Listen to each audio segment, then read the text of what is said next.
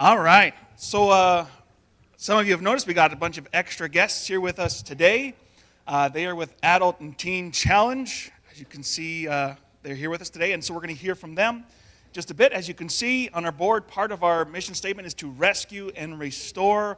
And God has just been putting on our church a heart for those in addictions. We've long been working with people in addictions through Overcomers, and now we're hoping to be able to partner with Adult and Teen Challenge in various different ways. And so mostly through Liz. Liz has been powering through, and so we invited them so they can sort of give a brief, this is who we are, this is what we do, and this is what we're up to, so that we can all be on the same page when it comes to them. So I'm going to invite, Danny's going to come first, or Amy's going to come up first here. So give her a warm welcome. Thank you, Pastor Ben. Wow. Good morning. This is amazing. Not too far from my place either. I thought Beaujeu was a little bit farther than it was, but I was pleasantly surprised. Only 30 minutes from Transcona, so we're winning on that. Just give me a second here. Get my slides back up. This is magneted on this stand here, so that's pretty cool. Never seen that before. Anyway, we are so thrilled and so excited to be here with you guys this morning. My name's Amy. I'm one of the regional directors for Adult and Teen Challenge of Central Canada, and I have and get to do one of the best jobs, I think, in our ministry, and that is traveling around, sharing who we are and what we are with different churches, getting to worship, fellowship with you guys. It's so incredible to see what God's doing across our region, all in Adult and Teen Challenge, but also in the partnering churches and some of the places that we go. God is still on the move. He is as powerful as ever, and we get to see that all the time. And so I think a lot of you are probably quite familiar with Adult and Teen Challenge in Central Canada and actually kind of what we do. And so I'm here to kind of share a little bit more of our growth and some of the things that we've expanded into. And so you all know us very well, I'm sure, for our core program. And that is the program that is Live In. We have, if we get the slide up there, the next slide. Yeah, we have 6 centers around our region. And so they are all the way in Thunder Bay, men and women's. They are in Brandon, Manitoba Women's Center. Steinbach, Manitoba has 2 years now. We've had a men's center going strong there. Of course, our solid, steadfast Winnipeg Center in downtown Winnipeg.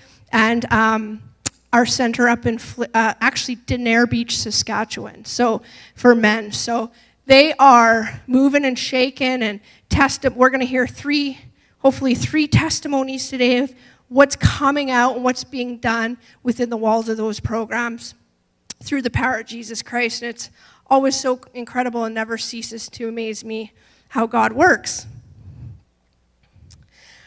Our mission, however, for Adult and Teen Challenge is to put hope within reach of all communities, families, and individuals to provide freedom through the power of Jesus Christ for life-controlling issues.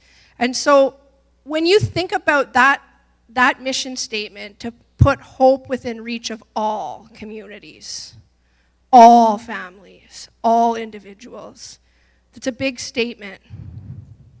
And what we realize is that in our live-in programs, we can only reach a small percentage of those that are actually struggling with addiction. It's very rare that somebody starts to dabble in drugs and alcohol or starts out their addictive walk with another kind of substance or food or gambling or pornography, you name it, addiction is addiction. It's very rare that when you start that out, you're going to surrender and commit a longer time of your life into a live-in program, or even a live-in program in general. People have families, kids, single moms out there, all sorts of stories and situations. You guys know someone or have that happening in your life right now. And so we thought, How do we reach all? How do we put hope within reach for all? And so one of the things that we've done is we have launched what we call our community outreach offices around our region. And those are literal physical spaces that we have in our region. So we have all the way up in Thunder Bay, we have a community office. Dryden, Ontario, we have a community office. I got to go through them. Steinbach, Winkler, Brandon, Denair Beach, Flin Flon actually, a little bit south, Swan River, and Winnipeg. And so what we do out of these offices is we want to be the first point of contact. We want to be known as the place to call when somebody in your life is struggling or you're struggling yourself. It's like, I have this problem, what do? You call Teen Challenge. That's what we want to be known for. That's what we want to do. We want to help. Because as soon as you realize you have an issue or there's somebody in your family that has an issue, nobody knows what to do from that point on. We can help. And so that's why we put these throughout the region. Lots of other communities are saying, can you come in? So we do the first point of contact, and then we actually have staff that's trained and qualified in assessing the next steps that person or that individual or that family member needs to take. And that kind of leads me into some of the next thing I want to talk about. At our community offices, we do bridge that gap between our programs. So first step, we assess our program. Seems like something that you want to give a try. Let us help you get in there. And so we walk along somebody until we can get them the help they need. If it's not our program, we will still walk beside them and help them find the next step that they need. But we wanted to offer programming, and this is the cool part. I'm actually a graduate of Teen Challenge. Yeah. And I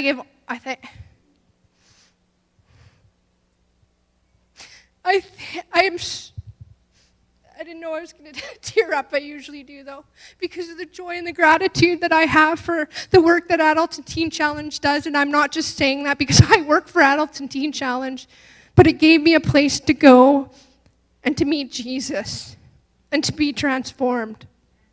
But I'll tell you guys, the journey to get there was not an easy one. And I know lots of you know what I'm talking about. And I tried everything. I tried to do the 30-day program 4 times. I tried to do the 60-day program 2 times. I tried the 12-step programming, the groups in the community. I committed to those for a long time. I tried MDMR, MD therapy, psychotherapy. I tried addictions counselors. I tried cognitive behavioral therapy. I tried the next, latest, newest thing to get sober. I tried moving away. I tried locking myself in a gold mine in the middle of Manson Creek, Prince George, which isn't even on the map. Okay, I tried. The point is, I tried. And I could get sober, but I couldn't get free. And that's the difference. Without getting free, I always went back to the comfort that I knew, even though it wasn't comfortable when you looked on it from the outside. And so I remember hitting Teen Challenge as a last resort, and I remember saying, God, I didn't believe in God. Let's start there. But it was the last hope. It was the last option, and everybody said, go ahead and do this. And so I said, okay, God, because I was desperate and broken, man. We're talking nothing left. I said, God, if you're real and you can do this for other people, then I'll tell you what, I'll do whatever you ask me to do, but you gotta live up to your side of this bargain, and you gotta save my life. Right? So I got into Teen Challenge, and there's so much testimony through that I could share, but we don't have a lot of time today. But the point was, I realized what's happening in Teen Challenges is good. It's teaching people about Jesus. And I thought to myself, why don't they do this in an outpatient kind of way where I could have maybe found this Jesus guy maybe 4 years ago when I was trying all those things, you know? Like I could have saved myself a lot of trauma and pain and abuse. And it was funny because that stuck in my mind, but I get out here and I start working for Teen Challenge after lots of training, and something called Ready Now Recovery comes up. And that's what I want to talk about. Ready Now Recovery is an outpatient programming that we run in Adults and Teen Challenge. And we use our community offices as a place to offer this programming to the community. Programming's open to the community. There are different kinds of groups and different kinds of things that Ready Now Recovery offers. We offer groups for men and groups for women that can help them to meet Jesus, overcome their addiction, find freedom, build community. It's amazing what these groups are doing in some of our locations. But there's one other thing I want to share. Our mission statement said to help communities, families, and individuals. Ready Now Recovery actually supports family members as well. And so we have these support groups that fall under the title that actually help the families. Lots of times we get calls at our offices that say, help my son. My son is in addiction. I don't know where he is. He's on the streets. Help. How can you help my son? And we have to say, not really sure how we can help your son right now, but I think we might be able to bring you some support. Is that something you'd be interested in? And we have a family and loved ones ministry, and we run these groups throughout our region, and we find freedom. We help people come together, family members, loved ones, sisters, brothers, boyfriends, girlfriends, you name it, come together, and they learn about Jesus and how Jesus can help heal their broken heart, and how they can help walk alongside their family and their individual to the best way that can bring the most support when that family is ready. And so Ready Now Recovery, we have a tagline that says, when you're ready, we're ready. And so I'm going to play, before I play a video that talks a little bit more about that so you can get a better understanding, I just want to touch on some of the ways to get involved, because I know this church is hungry. And like Pastor Ben said, how we have a heart for the broken, the addicted. How can we join?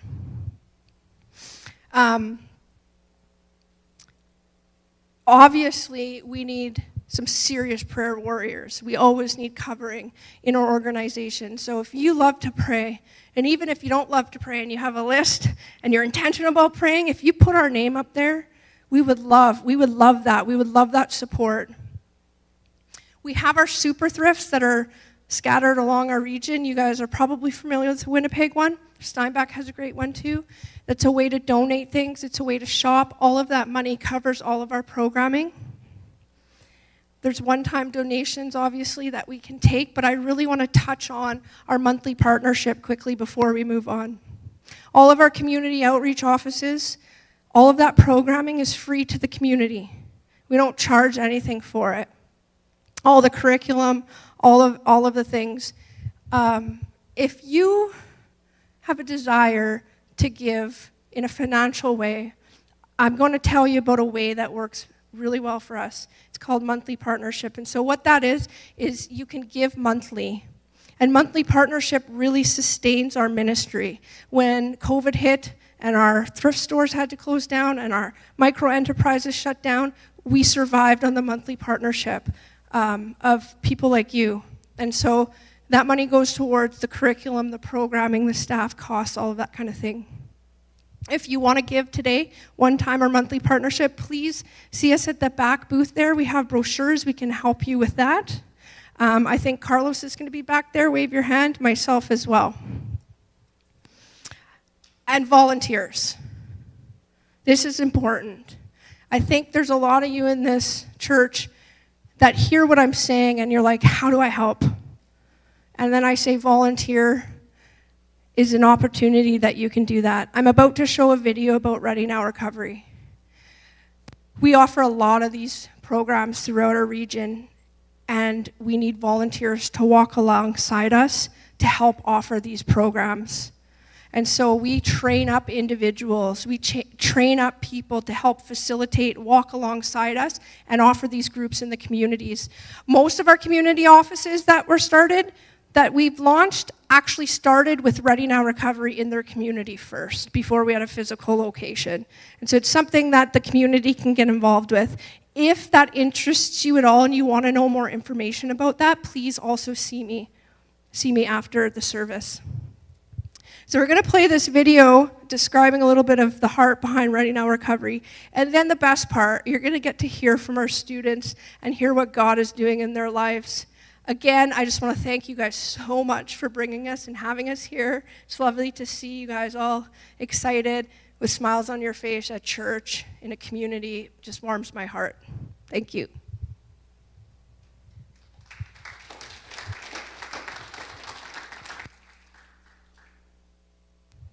We want to reach people where they're hurting. One of the biggest challenges, I think, is not knowing exactly how to help people. Our vision is putting hope within reach of everyone struggling with life-controlling issues. It's hope within reach. What is within reach? It's wherever people have a need. Often you get these people that they can't fathom going an adult and teen challenge for over a year, but they can wrap their head around once a week. And so we're able to help people on that kind of outpatient level. Ready Now Recovery is the reason we are able to go to our Crawford County Detention Center every week. We are able to, refer to housing. We are able to refer to job placement programs. And we're just finding that we're just taking individuals and we're just helping them become whole human beings, right? When I found that I was accepted by Christ, no matter what I had done, that broke down every wall in the blink of an eye. That's going to bring revival in the Amish community.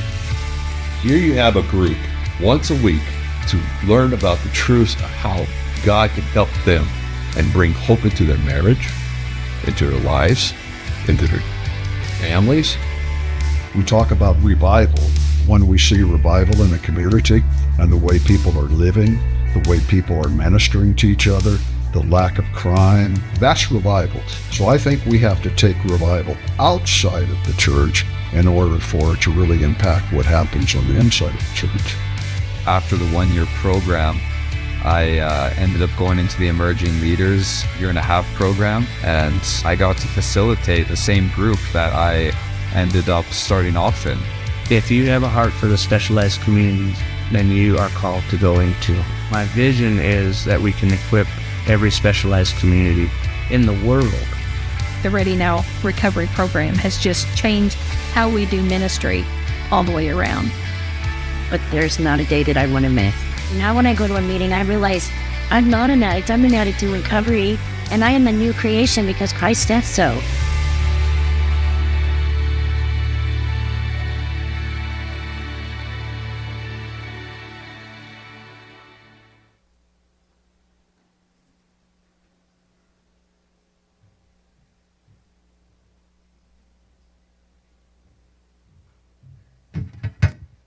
Well, good morning, everyone. Well, if you would have told me a year ago that I'd be standing in a church on a stage right now, giving my testimony, I would say you're crazy in the face. But here I am. God works in mysterious ways, I'll tell you that. A little backstory about me. I was born and raised in southern Manitoba. When I graduated, I jumped on a train, moved to BC, became a logger. Hard work, hard living. Now it set the stage for most of my life. I was blessed with a couple beautiful children a few years back. Went through a divorce and a separation. Decided to move back to raise my kids here because, frankly, Manitoba is a great place to raise children. I kind of got lost in the mix of it, started drinking hard, hit the ground hard.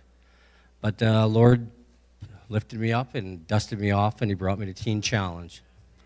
And I've learned a lot through that. I didn't know there was a life like this, to tell you the truth. I never had any faith, but I've learned lots. And I know when I walk out of this program, I'm going to be stronger, better father, better son, and a better brother. And I just want to say thanks for that, for the Lord. I read somewhere one time, what did it say? It said, the parent of faith is hope. And I think if the parent of faith is hope, well, then the granddaddy of all is love. And if you have faith, love, and hope, you got the devil by the horns. Thank you.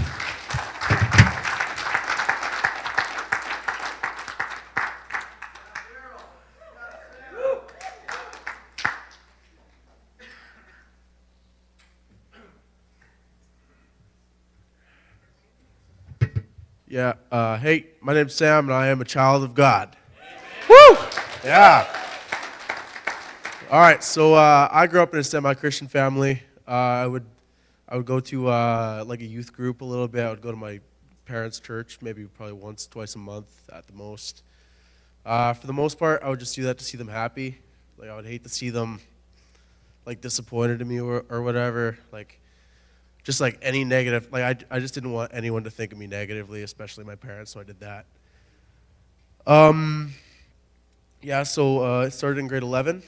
I started doing vaping, which didn't seem very bad at the time, but it slowly grew to a very much bigger picture. I started doing psychedelics. I did cocaine, and did cigarettes for a while. So I did that for about 5 years before the program, just straight. It got to a point where it was just really bad, and I could literally see it in my parents' faces that it's like it was like they would never turn their back on me, but they definitely turned their heads on me. They didn't want to see me struggle like that. But yeah, I just found myself at a rock bottom after those years, and I found myself in Teen Challenge. Thankfully, because it was a week before I got into the Teen Challenge where I was with a few friends and I overdosed on something. I don't know what it was. It must have been something in weed, and I don't know exactly what happened. I just saw like just the craziest stuff. It was a crazy, freaky dream, and my heart stopped beating for 3 minutes, and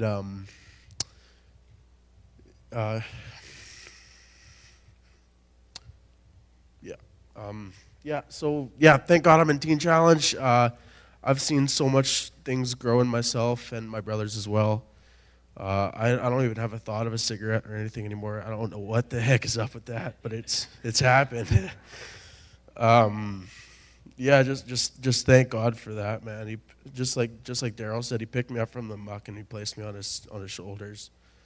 And I just thank all my brothers for that as well, just for encouraging me to stay in the program, because I did have a time where I did want to leave, and I like to put it as I was standing at the door. I was actually standing at the door just for hours at a time, and I wanted to leave, but I wanted to, but my head said no. I wanted to, but my head said no. I opened the door a few times, but my head said no.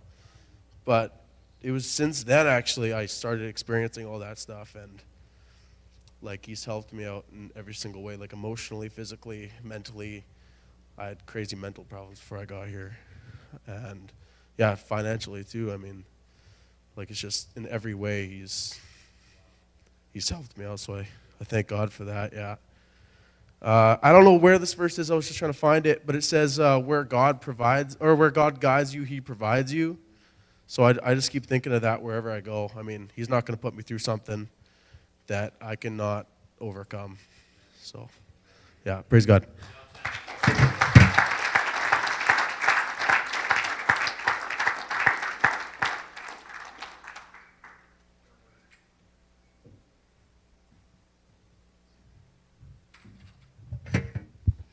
Hey guys, my name's Devin, and I'm from Thunder Bay. And I was raised in a Christian family, but in my teen years I started dabbling in drugs and alcohol, and I really went off the tracks, right? So I got kicked out of my house when I was still pretty young, and I was lonely and I felt condemned, and I just dove even harder into the drugs and the alcohol, and I surrounded myself by people that were they were no good, drug dealers and violent people, and I started falling into the same thing, and at one point I even had an attempt on my life, right? I got stabbed multiple times, got stabbed in the heart even, and I had so much pride that I didn't even want to ask for help. I just stood there and looked at all the blood gushing out, and I just decided, you know what, screw it. And the people that were with me, they just left me. And when the cops arrived on the scene, then they thought I was dead. But I guess I was coughing up blood, and they took me to the hospital, and it was only my mom that came to see me while I was in there, and she had to clean up my blood off my floor with a mudding tool for drywall. But I couldn't even stand the sight of my own mother coming to see me. I couldn't stand watching people. Like I had no emotion. Right?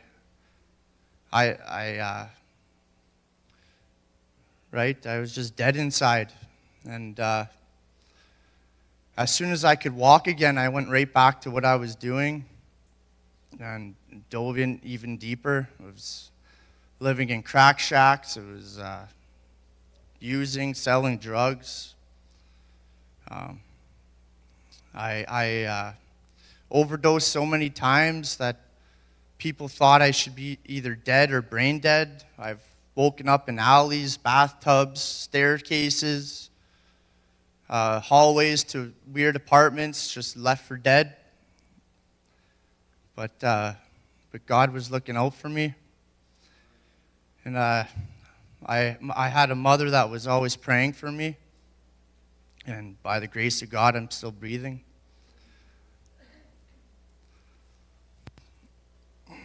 So everything I've been through is really only, it's given me an unshakable faith in God and a lot of trust in Him.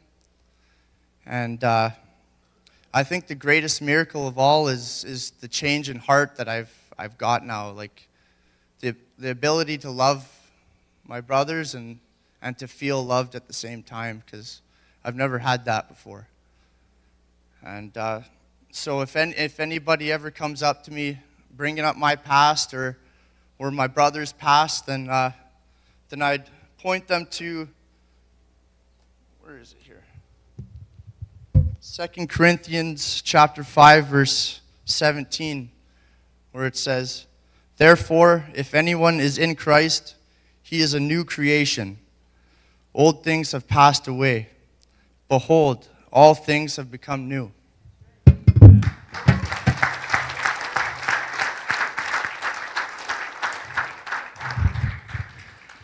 You like that leap there? Yeah. Got my church shoes on. Look how shiny these are. That's so I can leap on stage. My name's Pastor Danny McVeigh, and can I just say what an amazing job these guys did. You can give them another hand, yeah. To stand up in a room full of strangers and share some of their deepest, darkest, lowest moments, that takes a lot. But did you notice the theme throughout all of that? Transformation. Jesus is transforming lives, amen? Yeah, He is transforming lives. My name is Pastor Danny McVeigh. I have the honor and the privilege to serve all of the staff and students at our live-in programs all across Central Canada. And I can't believe this is my job. It's so incredibly exciting to see the transformation every day in the lives of these guys and gals. And we heard 3, but I mean, in Winnipeg, we got 22, 23 guys now. And you will hear story after story after story of transformation. And I want to just say thank you so much for those that are giving and supporting what we do. I really appreciate that you guys are giving through your prayers and your time and your money. I appreciate that.